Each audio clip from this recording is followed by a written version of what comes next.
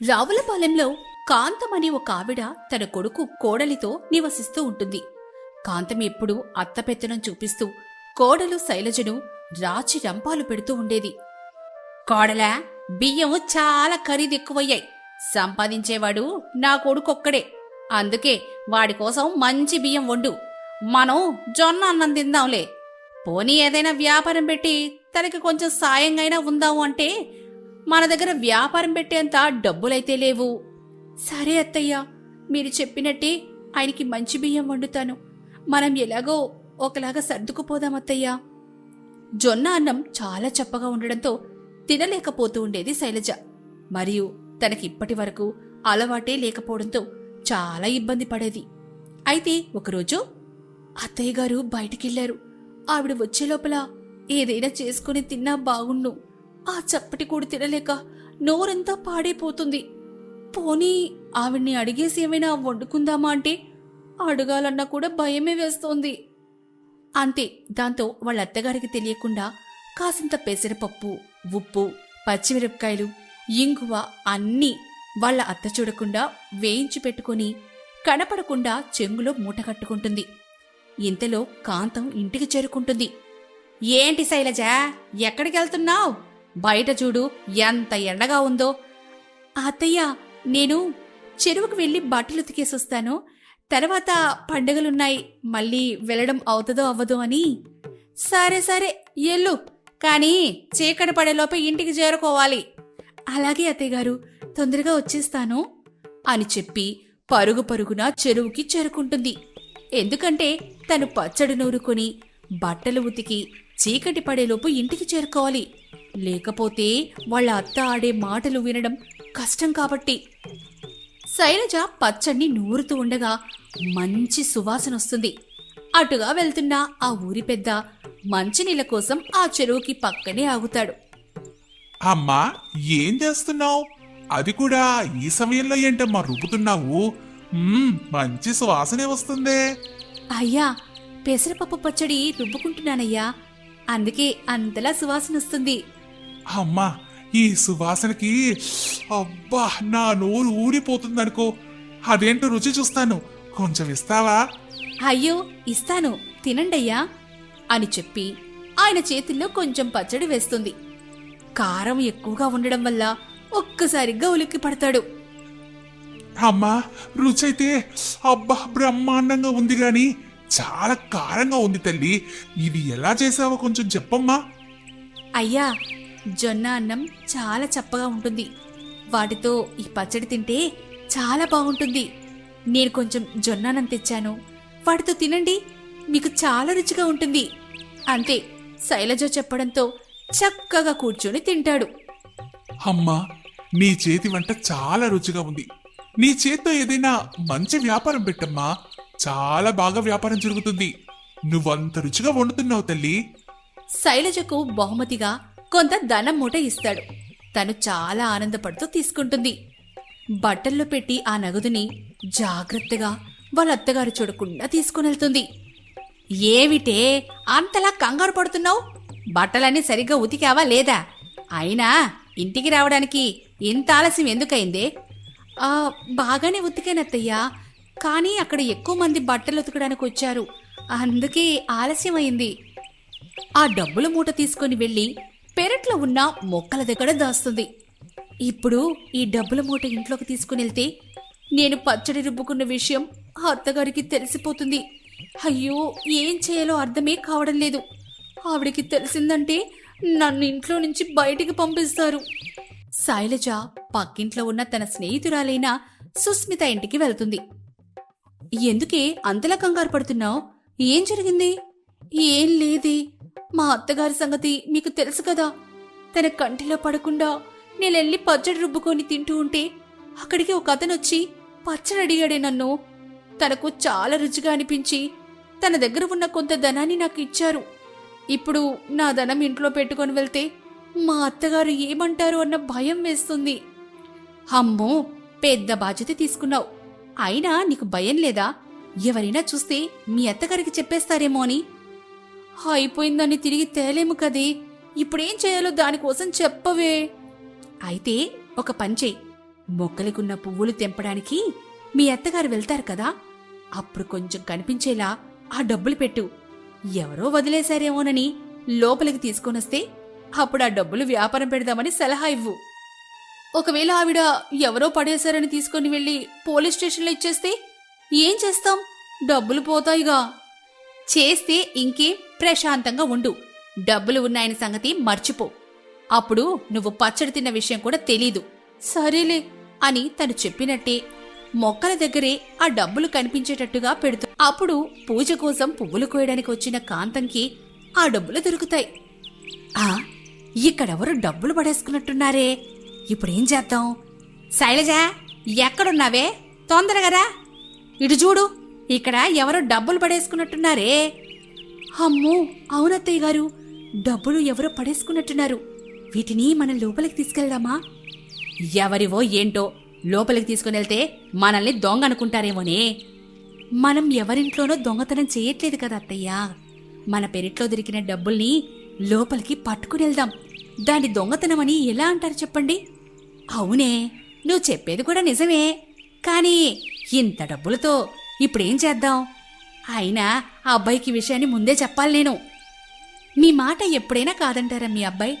నాకు తెలిసి అత్తయ్యగారు, మనం ఎప్పటినుంచో ఒక వ్యాపారం పెడదామనుకుంటున్నాం కదా, ఈ డబ్బులతో ఆ వ్యాపారం మొదలు పెడదామా? శైలజ, ఈ ఆలోచన ఏదో భలేగా ఉందే. ఈ డబ్బులతో వ్యాపారం పెట్టుకుంటే చాలా బాగుంటుందేమోనని అనుకుంటున్నాను. మనం మంచి భోజనాల వ్యాపారం పెడదాం.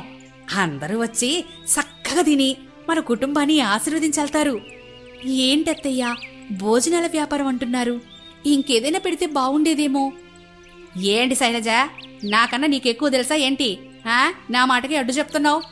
అయ్యో, అది కాదత్తయ్యా, మీరు చెప్పేది బాగుంటుందేమో, నేను పొరపాటుగా అనుకున్నానేమో అని అనుకొని మీల్స్ వ్యాపారం పెడతారు. వ్యాపారం పెట్టిన 2 రోజుల వరకు బాగానే అవుతుంది. కానీ ఆ తర్వాత నుంచి చాలా తక్కువ మంది కొనడానికి వస్తూ ఉంటారు. అలా వాళ్ళు వండింది అంతా బయటపడేయాల్సి వస్తూ ఉండేది. దానివల్ల చాలా నష్టం జరుగుతూ ఉండేది. ఏంటే, వ్యాపారం పెట్టినా ఎవ్వరు కొనడమే లేదు. ఏం చేయాలి ఇప్పుడు? నాకైతే ఏమి తోచడం లేదే కోడలా.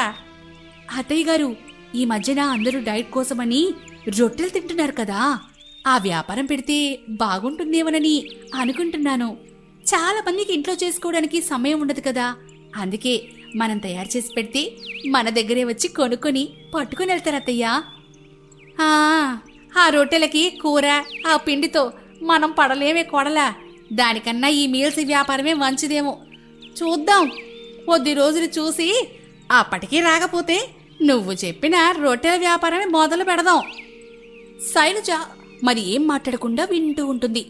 ఎక్కడ మాట్లాడితే ఆవిడ ఏమంటారో అన్న భయంతో నోరు మెదపకుండా నిలబడుతుంది.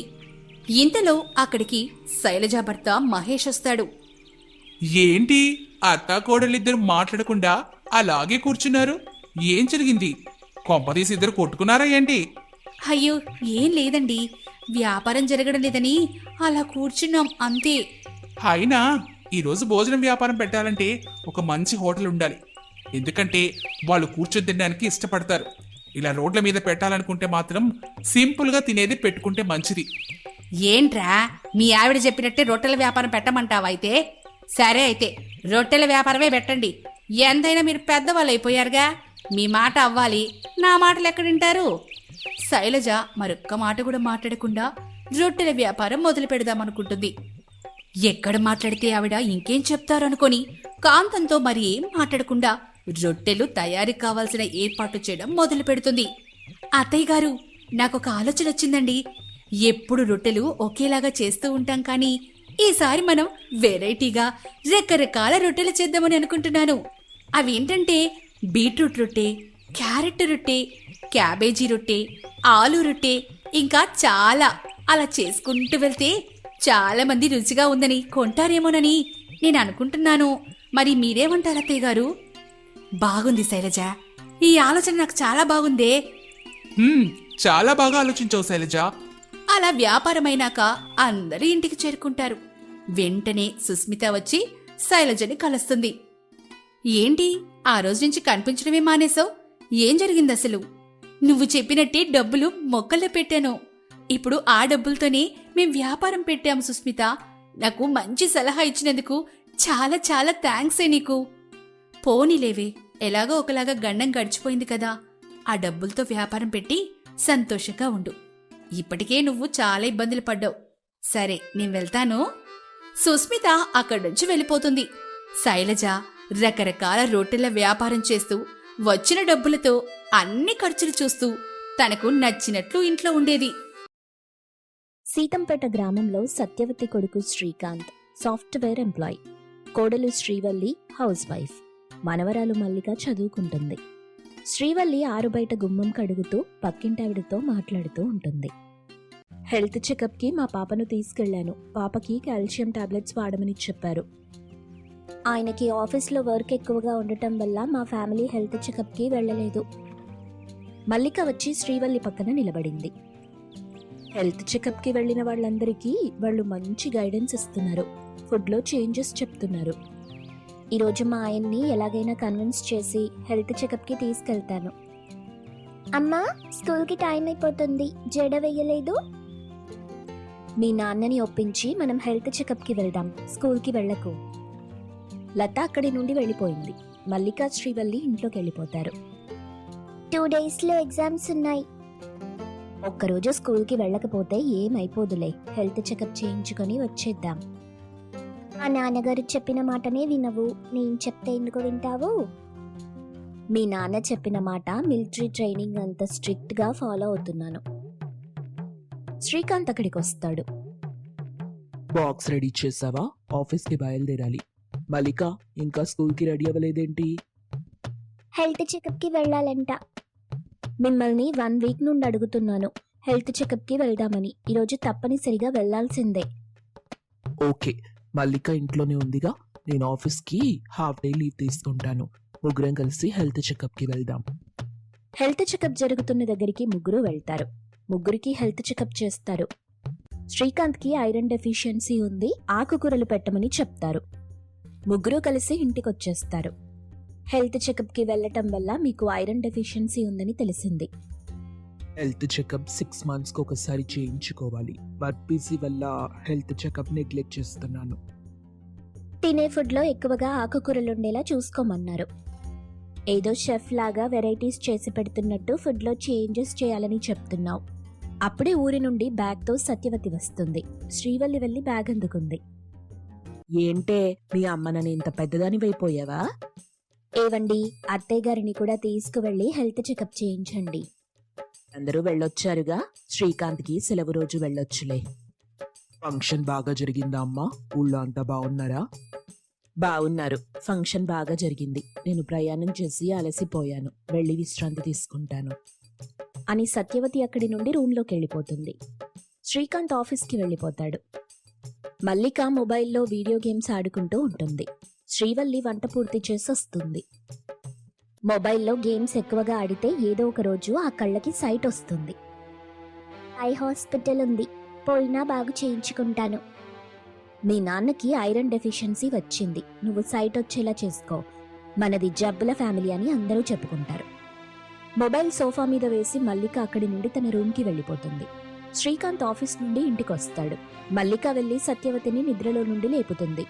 అందరూ నైట్ డిన్నర్కి కూర్చుంటారు. ఏంటమ్మా, ఫుడ్ ఐటమ్స్ అన్నీ ఆకుకూరలతో నింపేశావు? మీ అబ్బాయికి ఐరన్ డెఫిషియన్సీ వచ్చింది కదా, అన్ని ఐటమ్స్లో ఆకుకూరలు ఉండేలాగా చేశాను.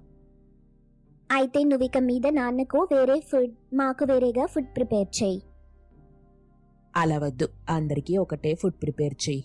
ఆకుకూరలు హెల్త్కి చాలా మంచిది. మరుసటి రోజు ఉదయం బాక్స్ తీసుకుని శ్రీకాంత్ ఆఫీస్కి వెళ్ళాడు. మల్లిక స్కూల్కి వెళ్ళిపోయింది. శ్రీవల్లి తన రూమ్లో బట్టలు మడత పెడుతూ ఉంటుంది. సత్యవతి ఫ్రిడ్జ్ డోర్ ఓపెన్ చేస్తుంది. శ్రీవల్లి అని గట్టిగా పిలుస్తుంది. ఫ్రిడ్జ్లో వాటర్ బాటిల్స్ లేకుండా మొత్తం ఆకుకూరలతో నింపేశావేంటి? మీ అబ్బాయికి ఐరన్ డెఫిషియన్సీ, ఆకుకూరలతో వెరైటీస్ చేయాలని తెచ్చుంచాను. స్టోర్ చేసిన ఆకుకూరలు మంచివి కావు, ఫ్రెష్గా ఉండేవే వండుకోవాలి.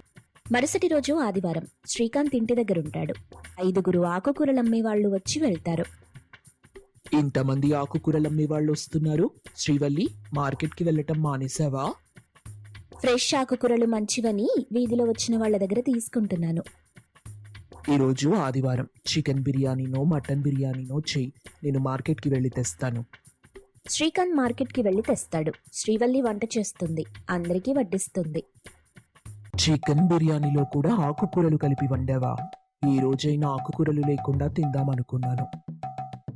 గోంగూర చికెన్, కొత్తిమీర, పుదీనా, కరివేపాకు వేసి మటన్ బిర్యానీ చేశాను. మీకు ఐరన్ డెఫిషియన్సీ అండి. చికెన్ మటన్ రోజులాగా కాకుండా ఆకుకూరలతో వెరైటీగా చేసింది, అంతేగా, తినేద్దాం. రోజు ఆకుకూరలతో ఏదో ఒకటి చేస్తున్నావు, ఈ రోజైనా చికెన్ మటన్ బిర్యానీ తిందాం అనుకున్నా అని ఏడుపు మొహం పెట్టింది మల్లిక. మరుసటి రోజు ఉదయం శ్రీకాంత్ ఆకుకూరల వాళ్ళందరికీ వార్నింగ్ ఇస్తాడు, మా ఇంటి వైపు ఎవ్వరూ రావద్దని. తోటలోకి వెళ్తుంది సత్యవతి.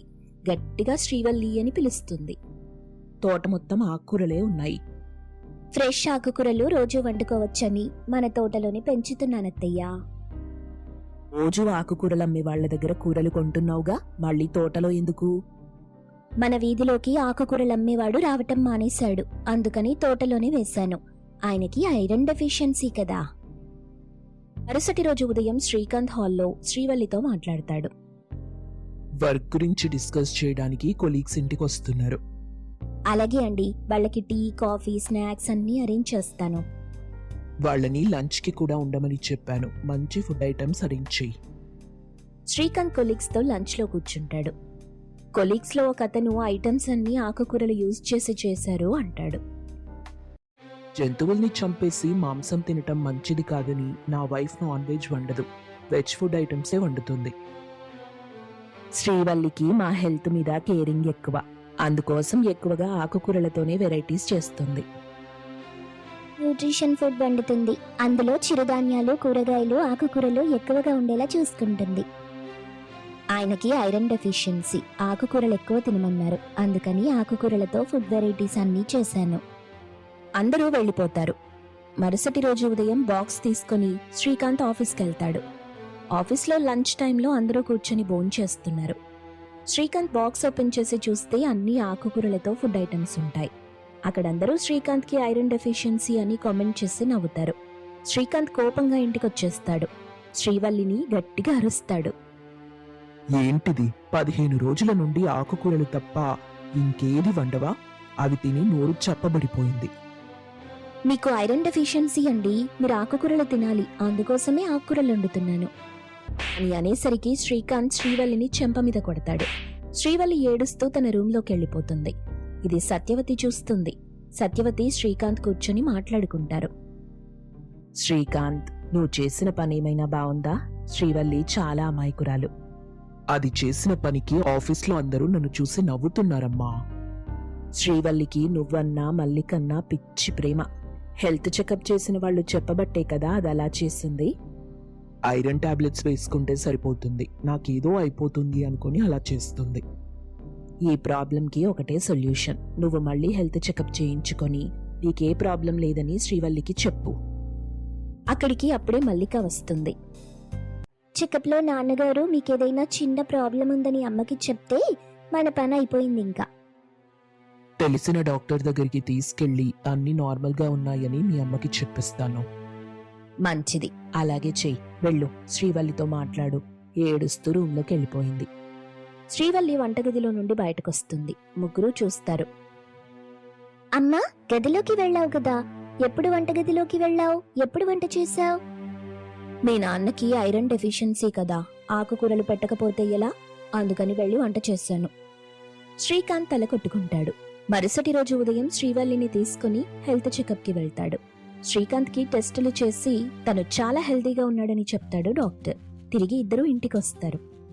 ఆయనకి పూర్తిగా ఐరన్ డెఫిషియన్సీ తగ్గిపోయింది. అన్ని రకాల ఫుడ్ ఐటమ్స్ పెట్టమన్నారు. అవునా, వెళ్ళి శ్రీకాంత్కి నచ్చిన ఫుడ్ ఐటమ్స్ తో వంట చేసి పెట్టు. వంటగదిలోకి వెళ్లి శ్రీవల్లి వంట చేస్తుంది. అందరూ భోజనానికి కూర్చుంటారు. అన్ని ఫుడ్ ఐటమ్స్ చేసావు, మళ్ళీ పుదీనా పచ్చడి ఎందుకు? మళ్ళీ మీ నాన్నకి ఐరన్ డెఫిషియన్సీ వచ్చేస్తుందేమో, డైలీ ఒక ఆకుకూర పెడదామని డిసైడ్ అయ్యాను. రోజు అవసరం లేదు, వారానికి 3 సార్లు ఆకుకూరలు వండి పెడితే సరిపోతుంది. తోటలో చాలా ఆకుకూరలున్నాయండి, రోజు ఒక ఆకుకూర అయితే వండాల్సిందే. అని శ్రీవల్లి అనగానే అందరూ తలపట్టుకుంటారు.